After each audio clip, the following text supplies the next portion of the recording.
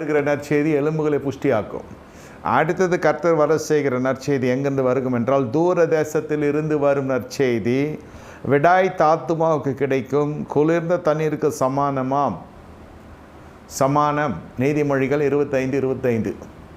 நமக்கு தேசத்தை கர்த்தர் திறந்து கொடுக்கிறார். அடுத்த நற்செய்தி என தேசத்தை கர்த்தர் திறந்து கொடுக்கிறார். உங்களுக்கு நான் குறுகின வட்டாரத்தில் இருக்கிறவன், நான் இங்கு தான் படித்தேன், இங்கு தான் வளர்ந்தேன், இங்கு தான் வேலை செய்தேன், இப்படி என்று நம்முடைய வட்டாரம் எல்லாம் சின்னதாக இருக்கும். ஆனால் இந்த நாளிலே கர்த்தர் இந்த 25வது ஆண்டில் கர்த்தர் என்ன சொல்லுகிறார்? 2025 உன்னுடைய எல்லைகளை நான் விரிவடை செய்வேன். உன்னுடைய எல்லைகளை விரிவடைய செய்கிற தொட்டுத்தான் தூர தேசத்திலிருந்து உனக்கு நற்செய்தி வரும். முதல் அனுப்புகிற நற்செய்தி உன் எலும்புகளை போஷிப்புக்குள்ளதாய் மாற செய்யும். அதாவது குடும்பத்துக்குள்ளே பல கருத்து வேறுபாடுகள் இருக்கும். அதெல்லாம் முதல் காரியத்தில் எலும்புகளை புஷ்டியாக்குற நற்செய்தி வேறு. இப்பொழுது வருகிற நற்செய்தி என்ன?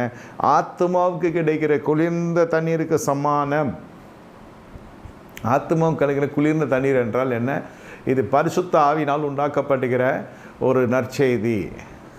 ஆத்மாவுக்கு கிடைக்கிற குளிர்ந்த தண்ணீர், ஜீவ தண்ணீர், இது எல்லாம் தூர தேசத்திலிருந்து வரப்போகிறது. இதுவரை ருசித்திராத நன்மையை ருசிக்கப் போகிறார். இந்த நாளில் தீர்க்க தரிசனமாக இந்த செய்தி உங்களுடைய வீட்டுகளிலே ஒலிக்கிறது. இதெல்லாம் எதிர்பாராத அற்புதம் ஐயா, நான் இதெல்லாம் எதிர்பார்த்ததே இல்லை. கர்த்தர் செய்த பெரிய திறவுகோல், கர்த்தர் திறந்த கொடுத்த ஒரு திறவுகோல், கர்த்தர் திறந்த கதவு, கர்த்தர் அசைத்து போட்ட மலைகள், மாமலைகள் என்று சொல்லத்தக்கதாய் தேவன் அளிக்கிற அந்த நற்செய்தி உன்னுடைய ஆத்மாவுக்கு குளிர்ந்த தண்ணீருக்கு சமானமாக இருக்கும். வறட்சியாக இருக்கிற ஆத்மாவுக்கு ஜீவ தண்ணீர் வருகிறது. இதுவரை எந்த விதமான ஒரு நன்மை நான் பெறவில்லை ஐயா. நான் பிறந்த நாளிலிருந்தே அதான் எரேமியா சொல்லுகிறான், ஐயோ நான் பிறந்த நாள் ஆண் பிள்ளை பிறந்தால் என் தகப்பனுக்கு ஒருத்தன் சொன்னால் அந்த நாள் சபிக்கப்பட்டு போவதாக. எரேமியா அழுகிற தீர்க்கதரிசி என்று சொல்லுவாங்க. அவ்வளவாய் தன்னுடைய பிறந்த நாளை அருவருக்கிறான் அந்த தீர்க்கதரிசி. அவன் சொல்லுகிறான், என் தகப்பனுக்கு ஆண் பிள்ளை பிறந்தது என்று ஒருவன் போய் இந்த நற்செய்தியை சொல்லான் என்றால் நாள் சபிக்கப்பட கடவுது.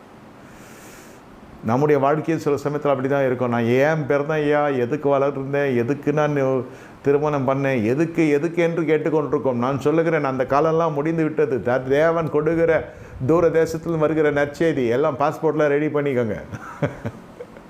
என்ன, உங்களை கர்த்தர் உயர்த்தி கொண்டு போகிறார். தூர தேசத்துக்கு கர்த்தர் கொண்டு போகிறார். போய் திரும்பி வந்துருங்க. கர்த்தர் உங்களை ஆசீர்வதிப்பார்.